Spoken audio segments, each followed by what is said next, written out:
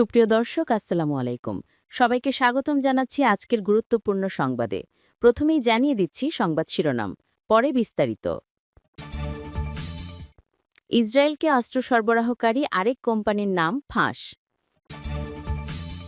এরপর Netanyahu new ইয়র্কে এলেই গ্রেপ্তার হবেন মামদানি।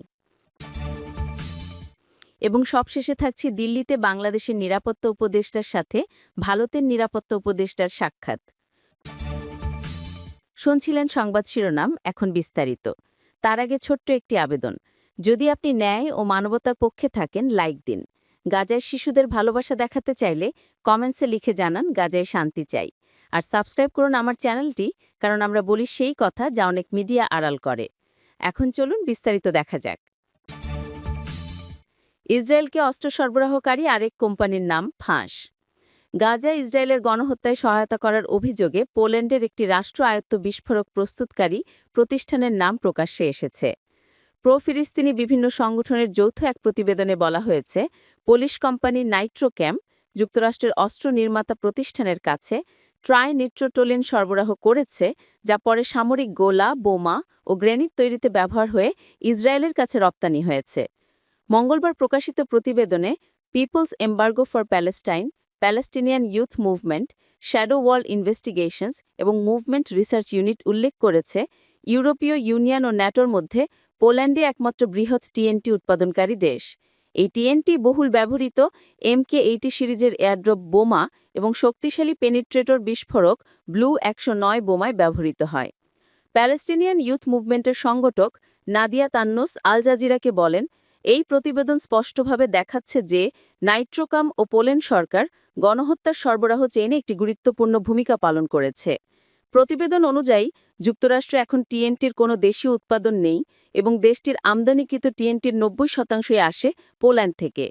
পাশাপাশি নাইট্রোকেম সরাসরি ইসরায়েলের কাছেও টিএনটি ও অন্যান্য বিস্ফোরক বিক্রি করেছে। জাতিসংঘের বিশেষজ্ঞরা বলছেন, গাজায় ইসরায়েল গণহত্যামূলক কর্মকাণ্ড চালাচ্ছে এবং জেনোসাইড কনভেনশনের অধীনে সব দেশকে তাদের আইনি দায়িত্ব পালনের আহ্বান জানিয়েছেন। নতুন এই প্রতিবেদন পোল্যান্ডের ভূমিকা লক্ষ লাখ ফিলিস্তিনির হত্যাকাণ্ডে অংশগ্রহণকে আরও স্পষ্ট করে বলে মন্তব্য করেছেন তান্নোস। এরপর নেতানিয়াহু নিউ ইয়র্কে এলেই গ্রেফতার হবে মামদানি। ইসরায়েলের প্রধানমন্ত্রী বেঞ্জামিন নেতানিয়াহু নিউ ইয়র্ক সফরে এলে তাকে গ্রেফতার করা হবে বলে জানিয়েছেন শহরটির নবনির্বাচিত মেয়র জোহরান মামদানি। ফিলিস্তিনের গাজায় গণহত্যা চালানোর অভিযোগে আন্তর্জাতিক অপরাধ আদালত ICC নেতানিয়াহুর বিরুদ্ধে কিছুদিন আগে গ্রেফতারি পরোয়ানা জারি করেছেন। এর পরিপ্রেক্ষিতে মামদানি এক ঘোষণা দিয়েছেন। স্থানীয় গণমাধ্যমের প্রতিবেদনে বলা হয়েছে, বিদায়ী মেয়র এরিক অ্যাডামসের সাথে সাক্ষাৎকালে মামদানি একথা বলেন। এ সময় তাকে মেয়র পদে অভিষেক অনুষ্ঠানে যোগদানের আমন্ত্রণ জানান মামদানি। এরিক অ্যাডামসের সাথে সাক্ষাতের পর ABC 7-এর সরাসরি সম্প্রচার অনুষ্ঠানে যোগদান করেন মামদানি। এ সময় তিনি নিউ ইয়র্ক শহরকে আন্তর্জাতিক আইনের শহর হিসেবে উল্লেখ করে বলেন, এখানে নেতানিয়াহুর বিরুদ্ধে 2024 সালে ICC জারি করা গ্রেপ্তারি পরোয়ানা বহাল থাকবে।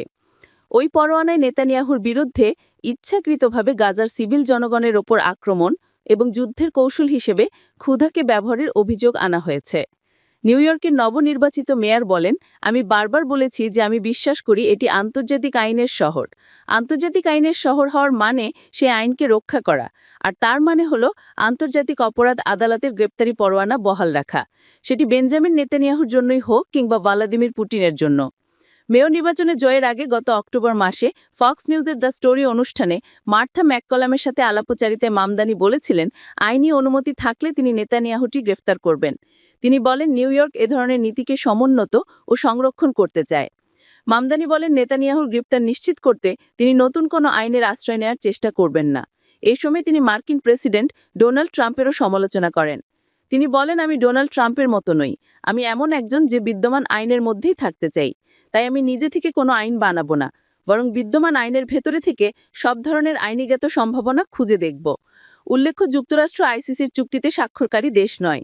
এদিকে CBS-এর খবরে বলা হয়েছে, দায়িত্ব গ্রহণের সময় ট্রানজিশন দলের খরচের জন্য সমর্থকদের কাছে অনুদান চেয়েছেন মামদানি।